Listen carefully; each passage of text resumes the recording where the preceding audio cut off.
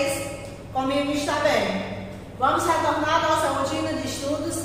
Na semana anterior a gente teve as devolutivas das atividades referente à Revolução Industrial, que foi o tema que a gente trabalhou em História. E hoje a gente vai ter mais uma videoaula explicativa. E aí eu espero que vocês estejam em dias com os estudos de vocês. Eu espero que vocês estejam acompanhando tudo aquilo que está sendo lançado nos nossos canais, nas nossas redes sociais, que está sendo lançado nos grupos de WhatsApp de vocês, no grupo ou sala de aula. Então, assim, tendo a certeza que vocês estão acompanhando, hoje a gente dá início a um novo conteúdo dentre os nossos conteúdos de História do segundo bimestre. Já estão organizados, aptos a assistir? Então, vamos começar a nossa videoaula. Bom, o nosso tema de hoje, ele trata-se dos movimentos operários, ou simplesmente movimento operário, dividido em várias etapas, em várias fases, em vários movimentos. Vale lembrar que a gente está tratando de uma realidade de final do século XVIII, início do século XIX. Quando a gente trata de revolução industrial, a gente trata do processo que vai desde a primeira fase, aquela fase no qual a gente vai ter o desenvolvimento, o uso da tecnologia de máquinas, até o momento atual do qual a gente trata de terceira revolução industrial. O nosso foco principal agora, enquanto segundo ano, é trabalhar especificamente a parte referente à primeira e segunda revolução industrial, onde a gente vai ter o surgimento dos primeiros movimentos operários, as primeiras formas de reivindicação desses trabalhadores que durante esse processo de revolução industrial foram tão explorados, foram tão massacrados, e de que forma eles conseguiram melhorar essa situação. É muito bom a gente, enquanto cidadão, a gente, enquanto aluno, a gente avaliar a situação de quê? Como é que está a condição hoje em dia do operariado, do trabalhador das indústrias, e como é que foi essa situação anteriormente. E ao longo do caminho, o que aconteceu para que melhorasse essa situação, né? É claro que a gente não pode dizer que hoje a condição de trabalho dentro das indústrias, elas são maravilhosas, elas são perfeitas, mas a condição ela já foi muito pior, né? E o que teve de melhora, ela foi dada ao longo de muita luta. E a gente precisa ver, a gente precisa aprender, a gente precisa valorizar essa luta desses trabalhadores para que a gente compreenda que se a situação hoje ela está dentro da medida do possível confortável, é porque ao longo de anos as pessoas lutaram para que a gente tivesse direitos hoje. Então vamos também, enquanto cidadãos, nos voltar para esses movimentos, não só os operários, mas todo e qualquer movimento social que ocorreu e que fez com que a gente tivesse direitos hoje em dia. Nesse momento eu quero que vocês se atentem aos movimentos de trabalhadores das indústrias. Esses movimentos de trabalhadores da indústria foi o que gerou hoje direitos trabalhistas que a maioria dos trabalhadores tem. É claro que essa é uma realidade, como vocês devem aí estar se questionando, essa é uma realidade de Europa, mesmo porque dentro do processo de primeira e segunda revolução industrial, a gente, enquanto América, não participou tão bem, né? Principalmente enquanto Brasil. Obviamente que os Estados Unidos já passou por um processo de industrialização, é inclusive um dos pioneiros da segunda revolução industrial, mas a América Latina como um todo, ela não foi beneficiada por esse processo de industrialização, né? A gente passa por um processo de industrialização tardia, então quando a gente recebe, né, quando a gente começa a se industrializar, já se dá lá do século XX. Então essa é muito uma realidade de Europa, por isso que ela não vai se parecer tanto com a gente, mas é importante a gente ver o que foi conquistado lá e o que a gente herdou dessas lutas e dessas conquistas. Bom, só relembrando para vocês, caso vocês não lembrem, quando a gente trabalha com o termo Revolução Industrial, a gente está falando do conjunto de transformações econômicas, tecnológicas e sociais que foram impulsionadas pela introdução e pela transformação técnica do modo de trabalho. Se anteriormente se tinha um trabalho manufatureiro, ou seja, o trabalho era feito de forma manual, naquelas ditas oficinas. Caso vocês não lembrem sobre o que eram as oficinas, por favor, voltem lá no livro de vocês ou na aula anterior e dê uma olhadazinha. E aí, esse trabalho manufatureiro, ele foi sendo substituído pelo aquilo que a gente chama de maquinofatura, né? A invenção de máquinas fez com que a produção, ela aumentasse, e aumentando essa produção, mudasse a condição de vida das pessoas, mudasse a situação econômica daquele momento, mudasse a sociedade, mudasse toda a estrutura vigente. Então, quando a gente tem mudanças significativas nessa estrutura, principalmente na estrutura social, gente trata isso como revolução. E aí, ó, passagem do sistema de produção agrária e artesanal para um de cunho industrial baseado no uso de máquinas. Então, quando a gente tem essa mudança significativa, mudança essa que ocorreu inicialmente na Inglaterra, mas que posteriormente foi adotada, foi remodelada e foi, digamos assim, transformada por outros países, a gente tem um processo revolucionário. E aí algo que é muito importante da gente avaliar quando a gente está tratando de revolução industrial é que, como consequência dessa revolução industrial, a gente tem a consolidação do sistema capitalista. Né? O capitalismo já existiu, só que em sua primeira fase, na chamada fase comercial, que ele se sustenta principalmente pelo mercantilismo. Espero que cada um desses temas que eu estou falando vocês lembrem. Caso não lembrem, por favor, pesquisem e vejam a respeito. O mercantilismo, que é principalmente aquele sistema que a gente sente na relação de colonização. A ideia de colonizar territórios para enriquecer com base nos produtos aqui encontrados. Principalmente as chamadas especiarias e os metais preciosos que eles levavam desses territórios para enriquecer as nações.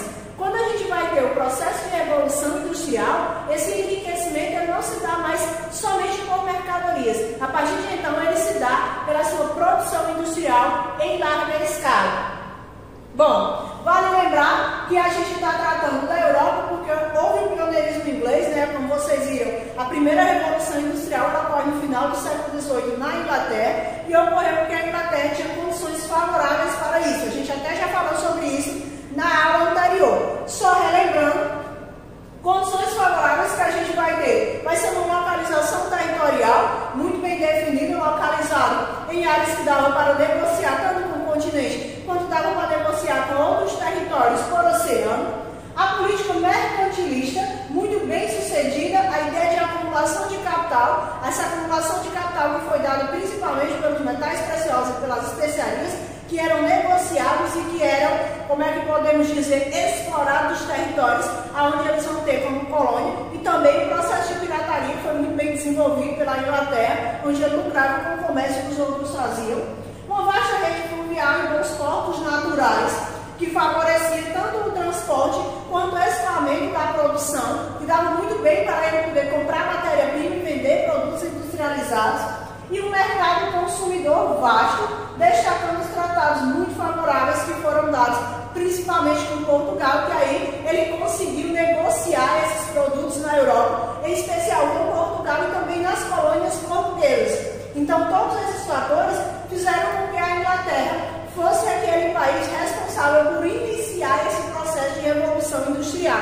Além de tudo isso, houve a chamada lei de cercamentos, que a gente também já tratou na aula anterior. A lei de cercamentos, que foi a ideia de dar o direito das pessoas pegarem as propriedades, tornarem privadas e cercarem elas, para que lá pudessem criar o suficiente para criar ovelhas, para dar matéria-prima para essas indústrias. E outro fator muito favorável das leis de cercamentos que a gente viu é que os camponeses acabaram sendo expulsos do campo e aí serviram de mão de obra para as indústrias nas cidades. A primeira revolução industrial data de aproximadamente final do século XVIII até metade do século XIX, iniciada na Inglaterra e expandida para a França, a Bélgica e os Estados Unidos. Tem como fonte de energia o carvão mineral, que a gente já tratou a esse respeito. Sempre que a gente quiser diferenciar as fases da Revolução Industrial, a gente pode diferenciar justamente avaliando essa situação, fonte de energia, matéria-prima. E aí, ó, o maquinário de ferro fundido, principalmente a máquina a vapor. As indústrias eram indústria têxtil e siderúrgica, né, principalmente a indústria de produção de tecido e indústria que trabalhasse com a produção de maquinários. E aí a gente vai ter as péssimas condições de trabalho. Obviamente que as péssimas condições de trabalho não é exclusividade somente da primeira revolução industrial, né? Houveram péssimas condições de trabalho ao longo do processo de industrialização, ainda existe até os dias atuais, né? Se a gente for bem honesto. Capitalismo industrial iliberal ou concorrencial, predomínio da lei de oferta e da procura sem interferência do governo. Isso é uma coisa muito importante a gente lembrar. Não sei se vocês lembram, mas caso não lembrem, deem uma olhada novamente. Quando a gente trabalha com a ideia de liberalismo, a ideia de liberalismo, que é muito uma ideia trazida dos iluministas, o Adam Smith defendeu, né, como o pensador que criou a ideia do liberalismo econômico. porque trabalha justamente com a ideia de que a produção, né, a economia, ela deve ser um setor que é regido pelo setor privado e não pelo governo, que o governo ele não deveria intervir na economia, que a ideia de produção, de economia, de tudo que regesse nesse setor deveria ser do privado. O governo deveria ser responsável apenas por políticas públicas. E essa vai ser uma ideia que gera todo o pensamento de finais de primeira revolução industrial e segunda revolução industrial. A ideia é que o governo nada tinha a ver com a economia, que o setor privado deveria se organizar e tomar conta da economia. Inclusive, os governos não se metiam nas questões trabalhistas. Quem determinava a forma como deveria tratar o trabalhador, o salário que deveria pagar, as condições de trabalho, era o empregador e não os governos. Uma realidade que hoje em dia já é um pouco diferente, se vocês compararem. A segunda revolução industrial data da segunda metade do século XIX, né, até a primeira metade do século XX, dos quais a gente vai ter como principais desenvolvedores Alemanha, Itália, Rússia e Japão. As fontes de energia, o carvão mineral, já é acrescido. Não é que muda, né? Não é que o carvão mineral deixou de ser fonte de energia, mas ela não é mais fonte de energia prioritária, né? Organizam-se outras fontes de energia que sejam mais viáveis e que se encontrem na natureza em maior quantidade. E aí vai se ter a implantação do petróleo como fonte de energia e também o uso da energia elétrica, que esse vai servir tanto para mover máquinas como também no sentido para as cidades e para as indústrias. Diversificação industrial não vai ser mais só indústria têxtil e siderúrgica, a gente vai ter petroquímica, metalúrgica, farmacêutica e eletrônica. Além, é claro, da manutenção das outras que já haviam lá no período de primeira revolução industrial. O maquinário agora passa a ser de ferro fundido e também de aço, não mais somente como se tinha no período de primeira revolução industrial, e também a gente vai ter melhoria nas condições de trabalho. E aí, por que vai se ter essa melhoria nas condições de trabalho? Porque vão ocorrer os movimentos operários, e esses movimentos operários eles vão mostrar a necessidade que se tem de melhorar a condição do trabalhador, ou então em algum momento a indústria estaria em colapso. E aí, vai para a segunda fase também do capitalismo, a gente vai ter um capitalismo financeiro. A tendência é a concentração de indústria em torno de um capital financeiro. E é esse capital financeiro que normalmente é dado a partir do movimento de dinheiro em bolsas de valores. Algumas das consequências da Revolução Industrial: aumento da produção de mercadoria em uma menor quantidade de tempo, produção em larga escala, como a gente chama. Maior concentração de renda na mão dos donos das máquinas, dos donos das fábricas, né, que Karl Marx explica isso muito bem em seu livro Capital, que inclusive eu creio que vocês estudam isso em sociologia, então não vou me ater muito a este respeito. Avanço no sistema de transporte, aí principalmente o transporte ferroviário e marítimo a vapor, no qual a gente vai ter a necessidade dessa produção, transporte de carga, porque tanto para escoar mercadoria como para trazer matéria-prima se fazia necessário um melhoramento na tecnologia desses transportes. Desenvolvimento de novas máquinas e tecnologias voltadas para a produção de bens de consumo, né, os chamados bens de consumo não duráveis e duráveis, que vocês estudaram quando estavam lá em geografia sobre industrialização. Surgimento de sindicatos dos trabalhadores com o objetivo de defender os interesses da classe trabalhadora. Isso daqui vai se dar posterior aos movimentos dos operários. Aumento do êxodo rural, motivado pela criação de emprego nas indústrias, as pessoas saindo do campo para ir morar nas cidades, porque havia emprego suficiente disponível nas indústrias. Obviamente que a gente sabe que em condições devidamente precárias, mas o campo também não estava bom.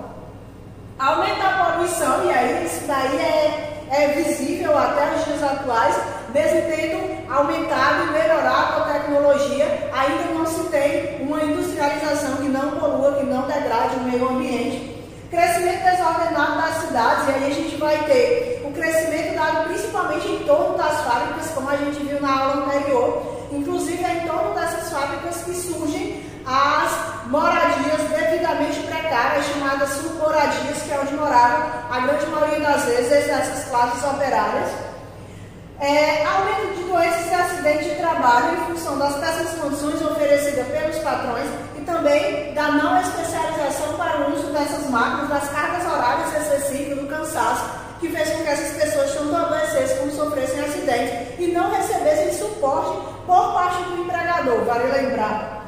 Uso de grande quantidade de mão de obra infantil nas fábricas. Creio eu que vocês devam lembrar que a gente falou na aula anterior que nessas fábricas trabalhavam tanto homens, quanto mulheres, quanto crianças. Então todo mundo trabalhava e com jornada de trabalho muito grande, chegando de 16 a 18 horas diárias sendo trabalhadas nessas fábricas, porque, de acordo com a ideia que os empregadores tinham dentro desse processo de primeira revolução industrial, a ideia era que quanto mais horas se trabalhasse, mais se produzisse, mais eles lucravam. Só que em nenhum momento eles pensavam no bem-estar do trabalhador, nem tampouco que esse trabalhador é quem gerava riqueza. E por esse motivo esse trabalhador deveria ser compensado de uma forma mais justa. E para que isso fosse alcançado, que é que ainda não foi alcançado plenamente, mas que pelo menos fosse melhorado, isso foi citado principalmente porque os operários começaram a se revoltar contra aquela situação e aí vieram inúmeros movimentos. Cabe a nós lembrar que apesar de ter havido esses movimentos, lá dentro do século XIX principalmente, esses movimentos eles não foram de imediato acolhidos, eles não foram de imediato colocados seus objetivos e as suas reivindicações em práticas. Em sua grande maioria, na verdade, quem participou desses movimentos naquele momento, eles foram severamente punidos. Então, sempre que a gente avaliar o direito que a gente tem hoje, é muito importante que a gente, enquanto cidadão, enquanto ser social, a gente pesquise, a gente avalie historicamente quem lutou, quem morreu para que a gente tenha os direitos que tem hoje, né? Para que a gente possa valorizar, a gente possa ter consciência de classe. Bom, as péssimas condições de vida pelos operários durante o século XIX são salários muito baixos, né? Trabalhavam a família inteira na fábrica, desde as crianças até os adultos, e os salários normalmente eram muito baixos, e além de serem muito baixos, mulher ganhava menos que homem, criança ganhava menos que mulher, sendo que o desenvolvimento da carga horária era basicamente a mesma, e a produção de mulheres e crianças era muito grande. Então, era uma situação de extrema exploração, uma situação altamente desumana. Longas jornadas de trabalho, se trabalhava de 16 a 18 horas por dia, então basicamente se tinha um tempo para poder você comer e dormir, já retornava para a fábrica. Condições insalubres no ambiente de trabalho, ou seja, não havia condições de higiene. Normalmente o ambiente da fábrica em si era um ambiente muito sujo, era um ambiente que não havia uma higienização e um cuidado tão grande com a saúde. Por isso que a maioria dos operários chegavam a adoecer ou sofrer acidentes de trabalho. E vale lembrar que em nenhum momento o empregador se sentia responsável por isso não. Superexploração do trabalho feminino e infantil, ausência completa de qualquer assistência ao trabalhador. O trabalhador, ele basicamente não tinha nenhum direito, né? Por exemplo, o indivíduo estava trabalhando em uma determinada máquina, sofria um acidente e a máquina chegava a amputar uma das mãos desse trabalhador. Esse trabalhador nem recebia assistência do empregador, no sentido de dar uma assistência médica, no sentido de cuidar para que ele melhorasse. E se ele parasse de trabalhar, que seria o óbvio, né? Se o cara se acidentou, ele também não receberia por esse tempo que ele estaria parado. Ou seja, ele ficava acidentado, sem nenhuma assistência, ainda sem ter como se sustentar e sustentar sua família. Aí só uma demonstração referente ao trabalho infantil. As imagens são bem ruins, porque são imagens preto e branco, são daquele período, né, do trabalho feminino, do trabalho infantil, que era realizado nessas fábricas. E aí a gente vai ter o desenvolvimento dos movimentos operários. Entre os principais e primeiros movimentos está o ludismo, né, que leva o nome do seu líder, né, de Luther, ocorreu na Inglaterra. O objetivo desse movimento era acabar com o sofrimento dos operários e também destruir aquela parte da fábrica que era responsável pela demissão de alguns desses caras. Então eles acreditavam o quê? Que ele perdeu o emprego porque a máquina substituiu ele, ou que aquele sofrimento que ele tinha, aquela jornada de trabalho muito longa que ele tinha, a culpa era justamente do maquinário. Então qual era a ideia? Ia lá, destruía, quebrava o que era de máquina tudo, e basicamente quando quebrava essas máquinas, quando destruía, dava prejuízo ao dono da fábrica. E aí houve todo o movimento dos donos de fábrica para que o governo tomasse alguma atitude referente a esses quebradores de máquina. E aí a atitude do governo, ao invés de tentar ver quais eram as reivindicações para poder ver se conseguia amenizar a situação, na verdade o governo inglês naquele momento mandou que todos os envolvidos envolvidos, todos os revoltosos, eles fossem condenados à morte para servir de exemplos e que os próximos não fizessem mais isso. Frase do Ned Ludd: nós marchamos para realizar nossa vontade com machado, lança ou fuzil, meus valentes portadores, os que com apenas um só forte golpe rompem com as máquinas cortadeiras. Certo? A ideia deles realmente era destruir as máquinas, para no sentido de que essas máquinas eram responsáveis pelo sofrimento deles. E de certa forma era, né? E acabou que esse movimento gera toda uma preocupação dos trabalhadores, no sentido de que, a partir do momento em que eles conseguissem destruir a fonte daquilo que estava causando sofrimento, eles conseguiriam resolver a situação dele, que não foi bem o caso, né? Infelizmente, foram condenados à morte e aí não teve uma repercussão muito boa. Posteriormente, a gente vai ter um movimento mais pacífico, que é o cartismo, está aí no livro de vocês também. Ocorreu também na Inglaterra, surgiu no final da primeira metade do século XIX,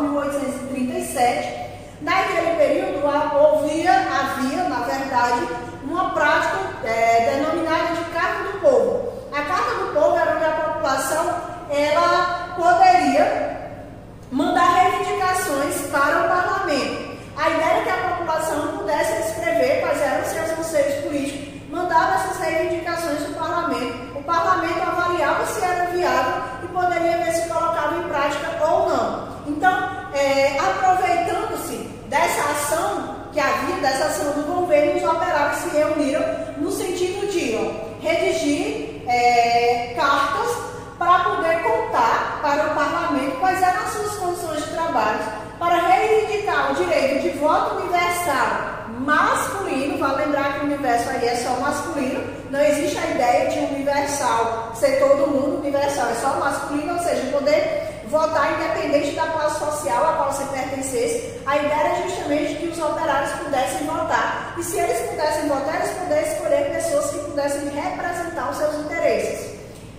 Renovação anual do parlamento, e aí eles poderem colocar quem fosse de interesse deles, e participação do operariado no parlamento. Vale lembrar que as reivindicações, elas eram reivindicações muito viáveis, né? A ideia era a mudança da estrutura política da Inglaterra, para que, havendo essas mudanças, o operariado ele pudesse ter vez e voz. Mas o movimento foi massacrado pelo parlamento, que desconsiderou as reivindicações impostas pelos trabalhadores, ou seja, o parlamento considerou que era inviável esse tipo de reivindicação, que de forma nenhuma a Inglaterra poderia melhorar as condições de vida do trabalhador, porque aquela condição de vida do trabalhador era o que geraria lucro dentro da Inglaterra, nem tampouco permitir que esses infelizes pudessem votar, porque eles votando eles teriam uma maior quantidade de direitos. Então foram movimentos naquele momento que mostra que o trabalhador, o operário, ele já tinha consciência da sua condição e ele tinha noção que só mudaria a sua condição a partir do momento que ele mudasse a estrutura política.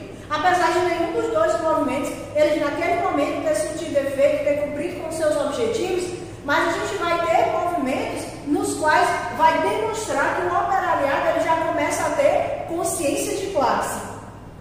E aí, a gente vai ter, a partir desse movimento, a aglomeração de pessoas, o sentimento de pertencimento a um grupo, a uma classe. Vai se ter a formação dos primeiros sindicatos, né? Eu quero que vocês saibam o que é sindicato. Sindicato, normalmente, na nossa atualidade, na nossa região, é comum a gente ter sindicato de cada classe de trabalhador, que é um grupo que represente os interesses daquela classe trabalhadora. A definição do sindicato, ela varia de acordo com o tempo e as condições políticas.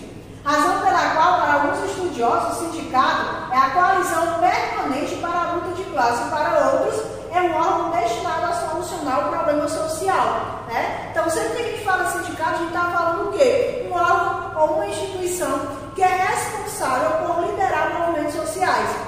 E, em alguns casos, a instituição é um órgão que representa um grupo de trabalho. Nesse caso aqui, o sindicato ele surge a partir dos operários, que o sindicato dos operários é justamente um grupo que fosse responsável por dar vez e voz ao operariado.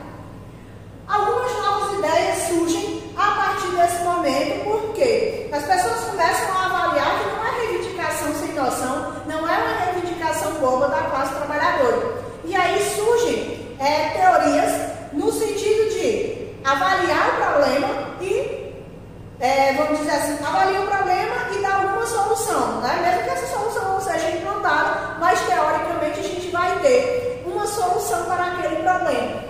Com a consolidação desta evolução, surgem novas ideias que contestam o individualismo liberal, que caracteriza as práticas do liberalismo econômico, e os princípios da economia clássica, configurando-se como uma resposta aos problemas sociais que se agravavam à medida de que a industrialização avançava. Então a gente vai ter um avanço da industrialização, um avanço do liberalismo, um empobrecimento da exploração de grande parte da população e uma pequena parcela da população que fica com toda a riqueza, que fica com todo o lucro. E aí, a partir de então, essa diversidade social, ela começa a gerar uma ideia de que não está justo, não está certo. Então surgem novos pensamentos no sentido de melhorar ou de reforçar a situação de que precisa diminuir essa desigualdade. Inicialmente, o primeiro pensamento que a gente vai ter de mudança na estrutura do capitalismo vai ser o surgimento do socialismo utópico.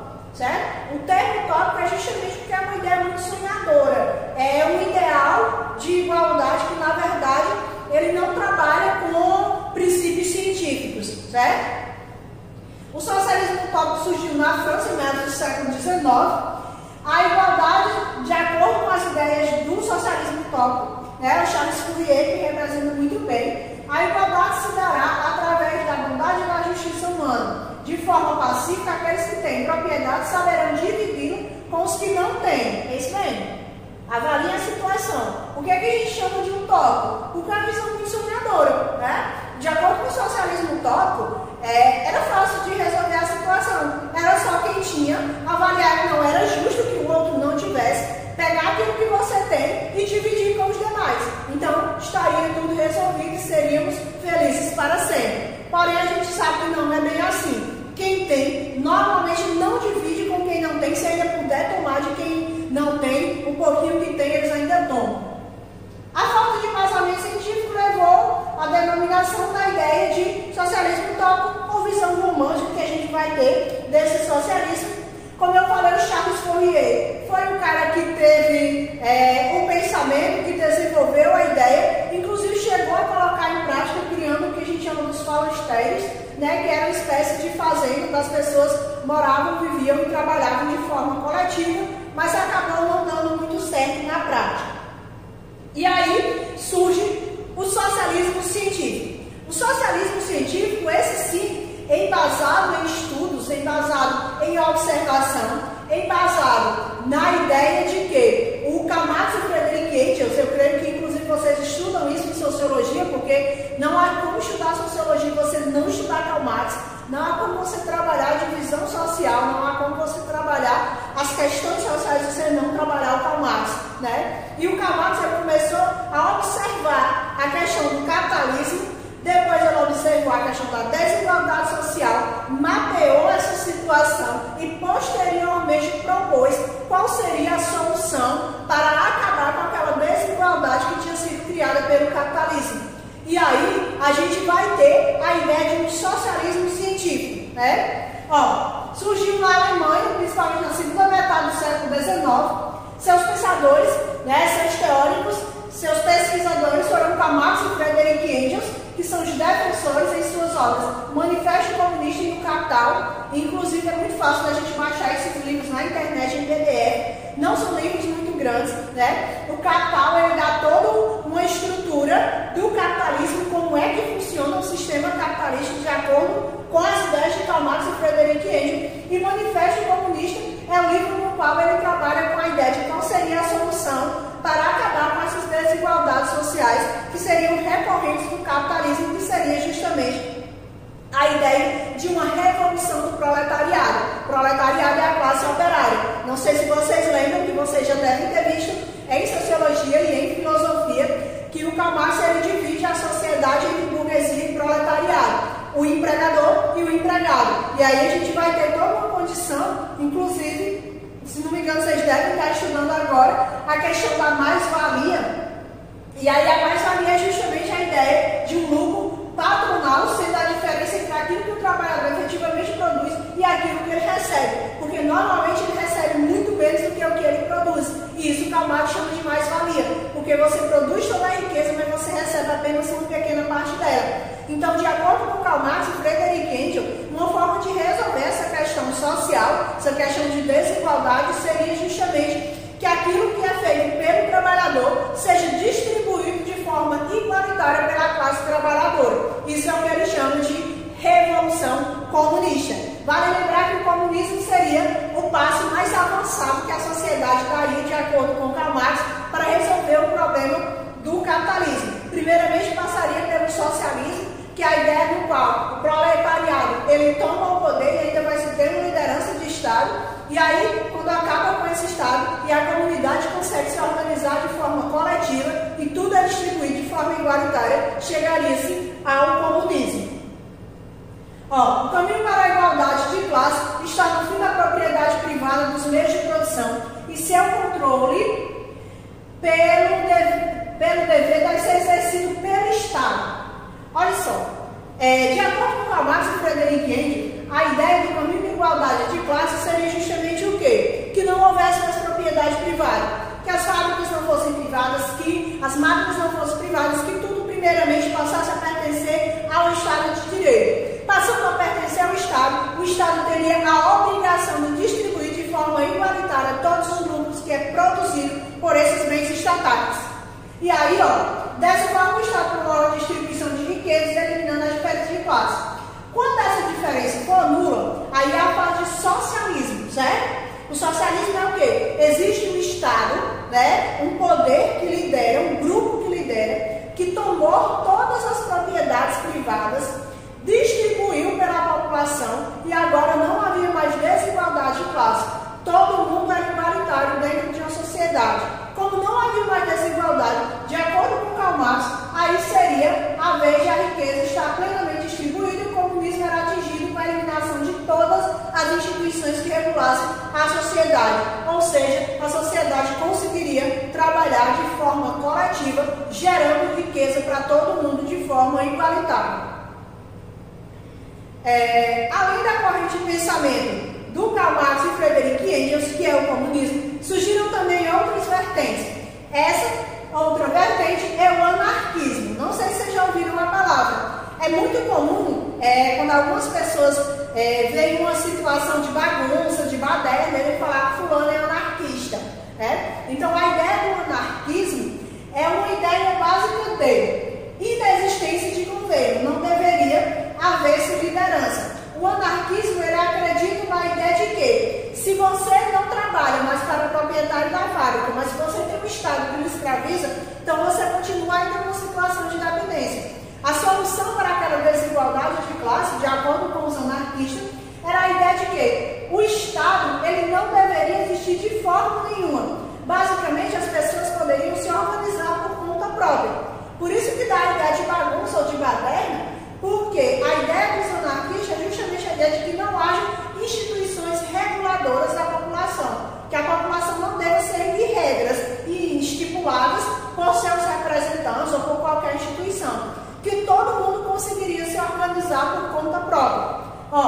Defendia o Estado como origem dos males da sociedade, pregando a formação de pequenas comunidades e cooperativas de subsistência. Certo? Então a ideia dele era o quê? Não haveria Estado, não haveria lideranças políticas, a comunidade, a sociedade se organizava por conta própria, formariam seus grupos, suas cooperativas, todos teriam suas leis e todo mundo se organizaria e vivia na mais plena harmonia e organização.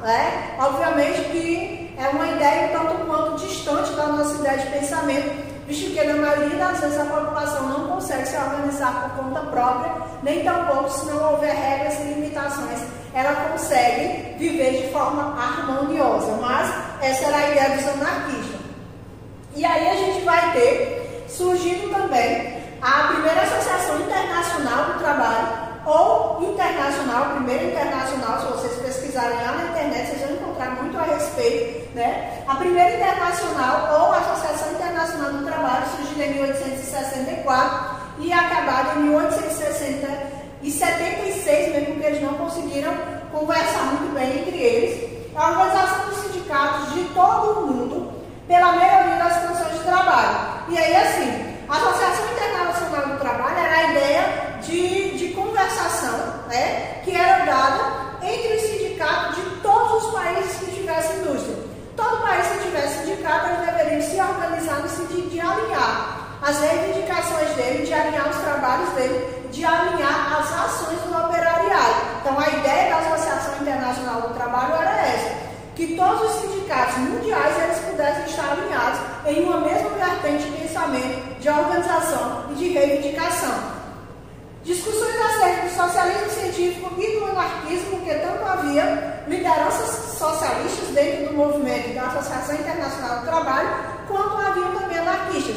É tanto que o Karl Marx, aquele carinha de barba, que vocês viram lá no campo, era quem liderava parte desse movimento e era um dos principais representantes do socialismo dentro desse movimento. Só que aí acabou que eles se dividiram no sentido de pensamento de que eles acreditavam, enquanto comunistas acreditavam na ideia de uma revolução operária, proletariada, os anarquistas acreditavam justamente na inexistência do Estado. E aí, por divergência de pensamento, eles acabaram se separando e posteriormente se dissolvendo. É tanto que em 1876 ela deixa de existir.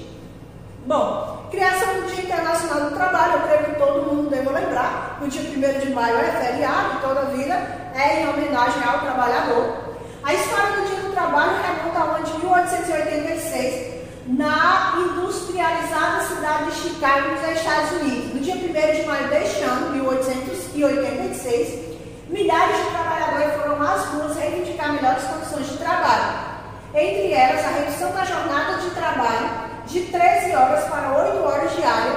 Nesse mesmo dia, ocorreu nos Estados Unidos uma grande greve geral dos trabalhadores que paralisaram as fábricas. Foram dias marcantes na história da luta dos trabalhadores por melhores condições de trabalho.